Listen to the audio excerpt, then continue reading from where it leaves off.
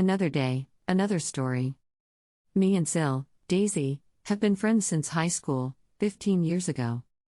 I started dating her brother, Dan, when we were all in college. Daisy married Matt sometime after I married Dan 10 years ago. Matt and Daisy wanted a baby and started trying right after marriage, but they were having a lot of trouble. I'm talking multiple failed IVFs, multiple late-term miscarriages, one of which was a stillbirth.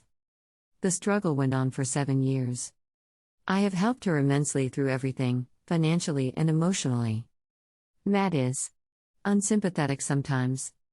He behaves as if it's a batch of bad cookies and immediately guilts her into trying again. So, it always was up me and Dan to take care of her. Despite many talks from me and Dan, she remained married to him and kept trying again and again. We have had many offers to leave the state and country for a better job, but didn't because we were scared to leave her alone. 3 years ago, I got pregnant. We broke the news gently to Daisy one day. She got really quiet and then asked us to leave. Later, she sent me an email saying she doesn't want to see me or Dan anymore and that this is all too much. We tried to console her but didn't work, so gave her space. 2 weeks before I was supposed to give birth, Dan passed away in an accident. I don't have any family except for Dan and Daisy. Daisy refused to attend the funeral because she will have to see me. The day before the funeral and I called her and begged her to come. I didn't think that I would be able to go through that without her. She hung up on me and didn't attend the service. Soon after that, I gave birth and I decided to move to another state. I cut off all contact with Daisy and started fresh. Now, me and my daughter are very happy, and we are enjoying a comfortable life. She attempted to contact me once I moved away, but I ignored her. 2 weeks ago, she called from an unknown number and said she desperately wanted to talk to me. Turns out she finally got pregnant, had a baby boy who passed away 5 days after being born in NICU. Matt is also leaving her and screwed her over because of the prenup. She is basically broke and homeless days after losing a child. I just said okay. She then asked, "Are you really not going to say anything? You are really not going to help?" I pretty much said, "I don't care about you. I don't care about your life. I don't care about Matt. I don't care that your baby died. Just leave me and my daughter alone." And then hung up.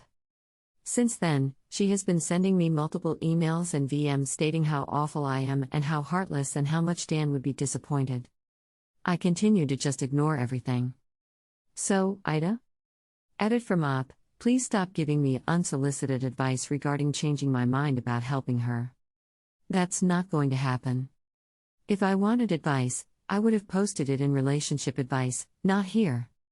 I only asked you to judge what I said to her and how I said it. I am not looking for advice. So, please stop. Comments from a user.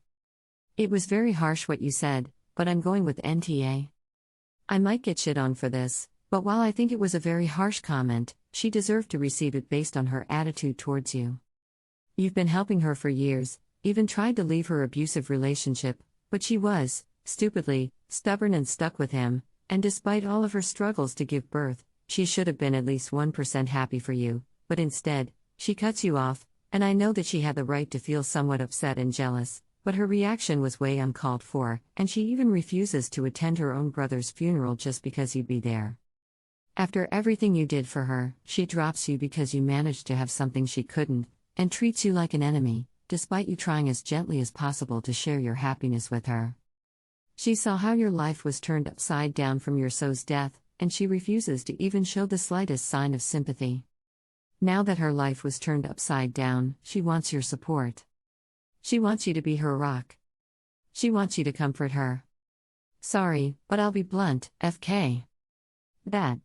She made her bed years earlier, and while I do feel sorry for her baby's death, you were right about one thing: you cut her out of her life, and you don't need to care about her life or her baby. Note, I said care about it. If I'd mocked or insulted her dead infant, then you'd be an even bigger than she ever was, but seeing as you never said anything negative, only saying you have no feelings on the matter, you were pretty straightforward.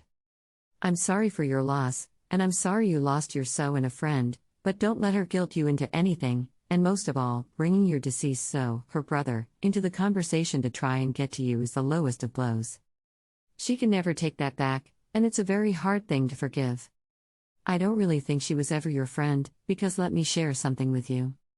Real friends are the ones who stick by you during your darkest days, and have the guts to call you out on negative behaviors and actions, because they want the best for you.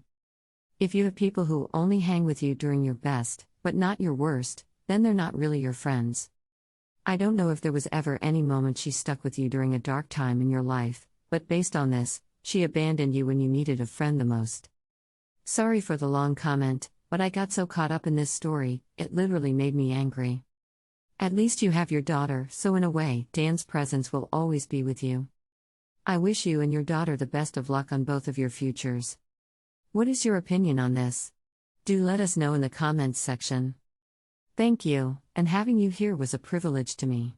Please support the channel by subscribing.